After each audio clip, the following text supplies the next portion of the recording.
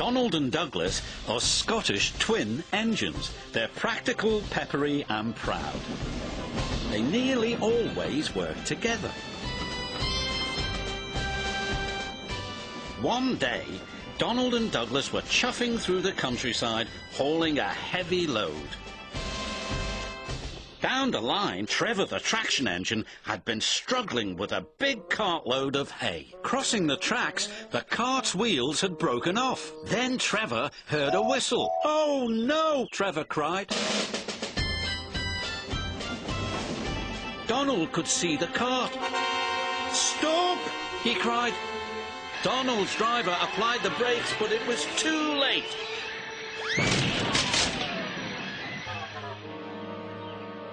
Luckily, no one was hurt. "Stop being pushy," Donald snapped. "Don't call me pushy," Douglas snapped back. "You shouldn't have pushed me into the cart," huffed Donald. "You pulled me, you mean," argued Douglas. "Didn't he?" Did, no.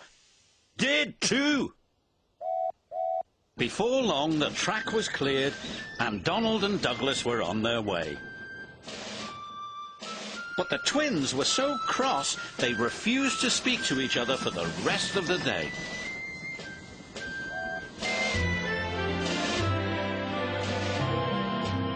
The next day, the Fat Controller needed an engine to help Duck at the smelter's yards. "May I go, sir?" said Donald eagerly. "I only need one engine," said the Fat Controller, "not two." "I'm only one engine, sir," said Donald, "and I would like to work with Duck." The Fat Controller was surprised, but agreed.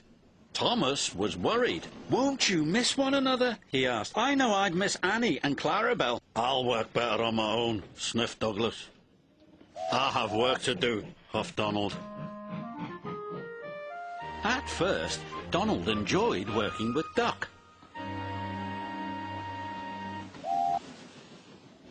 Then things started to go wrong.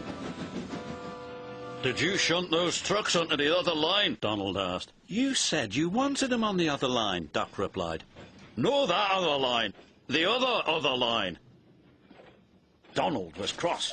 "Douglas would have known what I meant," he huffed. Douglas was working on his own. He chuffed dutifully through the beautiful countryside. But Douglas had no one to share it with. Although he tried not to, he was beginning to miss his twin. That night, Douglas's driver took him to visit Donald. "I was just passing," said Douglas. "Have you come to say you're sorry?" Donald sniffed. This made Douglas very cross. "I've nothing to be sorry for," he said, and steamed away in a huff. The next day, Donald was in a bad mood. Duck could see he was getting too close to the buffers. "Look out!" he shouted, but it was too late.